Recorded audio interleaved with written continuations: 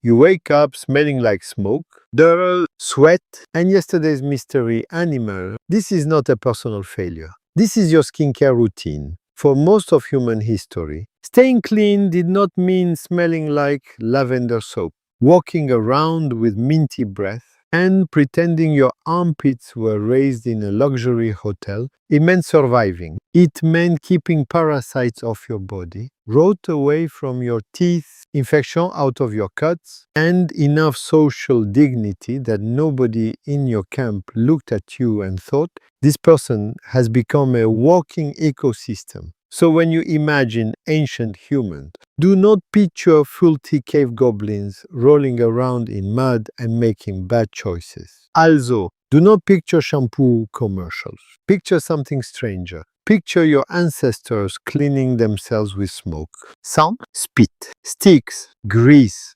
clay, chewed tree tar, red powder, and the quiet violence of one friend carefully hunting lice on another friend's head. Romantic, no, effective, more than you would like to admit. The first weird rule was this. Water helped, but water was not the whole story. If you lived near rivers, lakes, springs, or coastlines, you could rinse, you could swim, you could scrape mud off your legs and blood off your hands and ash out of your hair. But water was heavy, cold, seasonal, and sometimes dangerous. A river could clean you. It could also carry parasites, predators, or a current that did not care about your personal hygiene journey. So your ancestors used what was everywhere: dirt, sand, ash, clay. Yes, the thing your mother told you to stop playing in may have been part of the cleaning kit. Fine sand can scrub skin. Ash can absorb grease.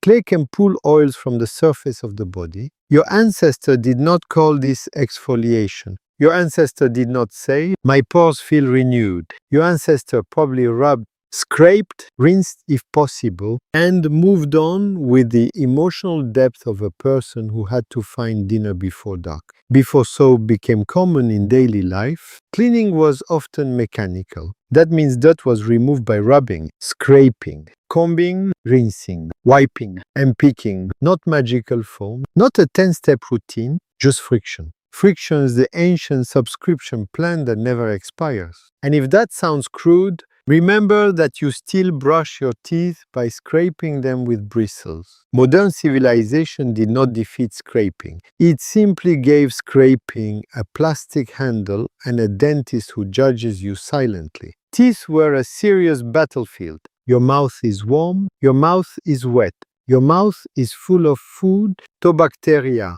Your mouth is basically a luxury resort with soft lighting and unlimited breakfast. Ancient humans could not book dental cleanings every 6 months, but they did chew tough plants, use fibrous sticks, pick between teeth, and sometimes turn their own mouths into evidence lockers for future scientists. Hardened dental plaque is called dental calculus. That sounds fancy. It is tartar. It is the crusty stuff your dentist removes while making the face of someone who has seen darkness. For archaeologists, dental calculus is treasure. It traps tiny pieces of food, plant fibers, microbes, and DNA. Your ancestors' neglected toothbrush can become a scientific archive. Disgusting. Absolutely. Useful. Annoyingly useful. At the 49,000-year-old Neanderthal site of El Cidrón in Spain. Researcher Anita Radini and colleagues found non-food material in Neanderthal dental calculus, including conifer wood fibers. Plain English. Neanderthals had tiny traces of wood stuck in their fossilized tooth gunk. That may mean they used their teeth as tools, chewed plant material, or worked fibers in ways that left evidence behind. Imagine chewing a stick to clean, soften, or shape it. Now imagine someone 49,000 years later saying, "Thank you for not flossing." That is archaeology. It turns your worst habit into a research grant. Then there is Laura Weyrich and her 2017 Nature study on Neanderthal dental calculus. Her team studied ancient DNA preserved in tooth plaque from Neanderthals and found clues about diet, disease, and possible medicinal plant use. One Neanderthal from El Cidrón had evidence linked to poplar, a plant containing salicylic acid, the natural compound related to aspirin. The same individual also carried signs of dental problems and a stomach parasite. That does not mean your Neanderthal cousin had a medicine cabinet. It means your ancestors were paying attention. They tasted bitter plants. They chewed things that helped. They used the environment as a pharmacy, toothbrush, toolbox, and snack drawer, sometimes all at once. That is efficient. Although chaotic, your mouth was not the only area under attack. Your hair was a tiny forest, and tiny forests attract tiny demons. Lice are small insects that live on human hair or clothing and feed on blood. In modern life, lice are a school email that ruins everyone's week. In ancient life, lice were roommates. They did not pay rent.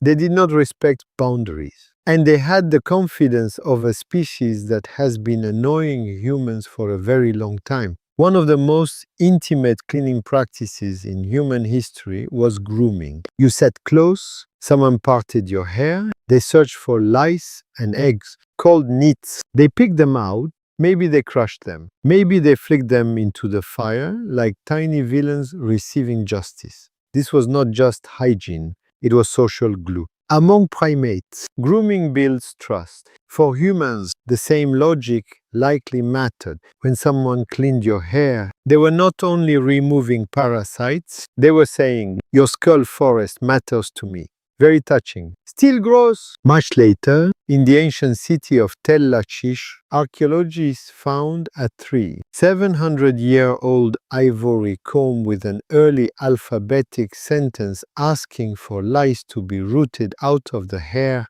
and beard. That object is not prehistoric in the Deep Stone Age sense, but it is a perfect reminder. Humanity developed writing, trade, cities, and fancy imported ivory. And what did someone write on the comb? Basically, please destroy the lice. The first great literature was not a love poem. It was a customer complaint addressed to insects. You can respect that. Now move from hair to skin. Your skin was not supposed to be squeaky clean. That may be the strangest part. Modern people often imagine cleanliness as removing everything. Oil, gone. Smell, gone. Bacteria, gone. Evidence of being a mammal. Absolutely unacceptable. But ancient skin needed protection. Sun, wind, insects, cold, thorns, smoke, animal fluids, and the random scratches were part of daily life. A completely stripped body was not always a safer body. Sometimes the weird coating was the point. Ochre is a natural mineral pigment, often red or yellow, rich in iron minerals. Plain English, colored earth that stains everything and makes you look dramatic. At Blombos Cave in South Africa, Christopher Henshelwood and colleagues found evidence of a 100,000-year-old ochre processing workshop. The ochre mixture was made and stored in abalone shells with tools like grindstones and hammerstones. Nobody can say it was only for hygiene. Ochre had many possible uses: symbolic marking, body decoration, hide processing, adhesives, and maybe practical skin protection. But researchers such as Roy Rifkin have explored how ochre mixed with fats could help repel mosquitoes. So yes, one possible ancient anti-bug strategy was to smear yourself with red mineral paste and grease. You wanted ancient sunscreen, ancient insect repellent, ancient war paint, ancient do not touch me, mosquito, I am a. Maybe all of the above. Your ancestor did not separate beauty, survival, and smell into neat bathroom categories. A coating could decorate you, it could protect you, it could identify you, it could make you less delicious to insects. That is a lot of work for mad with ambition. Then there was smoke. Smoke is irritating. Smoke gets in your eyes. Smoke makes your hair smell like you lost a fight with a barbecue. But smoke also discourages insects, dries materials, preserves meat, and changes the smell of bodies and clothing. If you spent your evenings near a fire, you were not just staying warm, you were living inside the world's oldest deodorant failure and insect control system. The vibe was not fresh linen, the vibe was campfire mammal. And that may have been useful. Then comes one of the weirdest cleaning tools of all, toothbrushes, at Sydholm in Denmark. Theis Jensen and colleagues studied a 700-year-old piece of chewed birch pitch. Birch pitch is a dark, sticky substance made by heating birch bark. Plain English, prehistoric tree gum. Their 2019 Nature Communication study recovered a complete human genome and oral microbiome from the chewed pitch. The person is often nicknamed Lola. From one ancient wad of sticky black gum, researchers learned about her ancestry, appearance, oral microbes, and even traces of foods like hazelnut and duck. Now think about that. You chew gum today and worry it might stick under a desk. Lola chewed birch pitch and accidentally left a DNA autobiography. Birch pitch may have been chewed to soften it for use as glue. It may also have helped with toothache or mouth cleaning because birch bark contains compounds with antiseptic properties. So your ancestors' gum could be glue preparation, dental care, stress chewing, and archaeological confession. Modern gum says spearmint. Ancient gum says I repair tools and expose my genome. Much stronger brand identity, but staying clean was not only about products. It was about behavior. You avoided rot, you moved camp, you kept waste away from sleeping areas when possible. You used fire, you dried hides, you scraped tools, you washed hands when water was available, especially after messy tasks, not because someone had explained germ theory. Germ theory is the modern scientific understanding that tiny organisms can cause disease. Your ancestors did not need a microscope to notice patterns. Bad smells warned you. Rot made you sick. Dirty wounds became dangerous. Flies gathered where things went wrong. The body teaches lessons before science gives them names. No one needed a peer-reviewed paper to understand that your bedroom should not also be the toilet.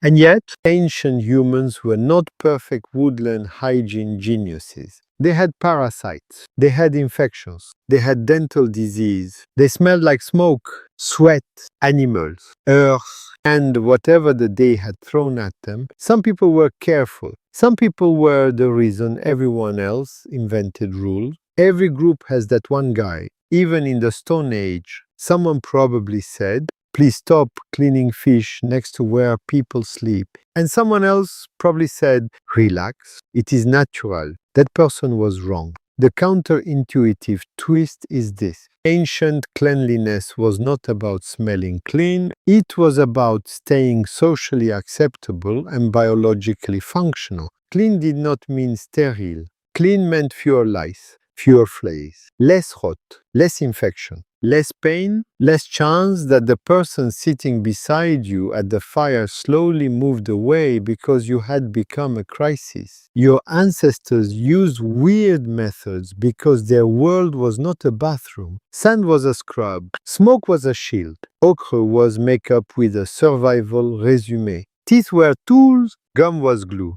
Grooming was friendship. And sometimes the best available hygiene technology was another human with good eyesight and zero fear of lice. So let's reconstruct a day. You wake before sunrise. Your hair smells like smoke because the fire burned low through the night. Your skin has dust in the creases. Your hands remember yesterday's work. No alarm. No shower, no bottle promising deep ocean minerals, which is polite marketing language for blue liquid. Near the fire, someone shakes out a hide covering. Someone else scrapes dried mud from a tool. A child scratches their head. An older woman sees it immediately. The child tries to escape.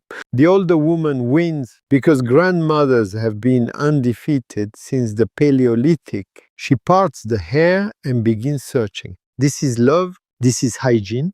This is also a nightmare if you are the louse. Later, you walk to water. You rinse your hands. You splash your face. You rub grit from your legs. You use a fibrous twig between your teeth because something from breakfast has chosen violence. You spit, no mint, no sparkle, just a mouth slightly less haunted than before. By midday, insects rise, someone rubs pigment and fat across skin. It looks strange. It smells strange. It works well enough. In the evening, smoke rolls from the fire. It clings to hair and hides. Nobody says, "You smell like a campfire." Everyone smells like a campfire. That is the group chat. That is the fragrance line. By modern standards, you are filthy. By ancient standards, you are managing. There is a difference. Modern hygiene is powerful. Soap, dentistry, sanitation, antibiotics, clean water, and waste systems have saved more lives than almost any luxury humans have ever invented. This is not an argument to throw away your toothbrush and become emotionally dependent on a muddy stick. Your ancestors would probably steal the shampoo, press the pump too many times, and ask why the river is indoors. But the ancient world reminds you that cleanliness is not one fixed thing. It changes with the environment. It changes with danger. It changes with what the body needs. Your body is not a porcelain object that failed if it smells human. It is an animal body with skin, oils, microbes, hair, teeth, sweat,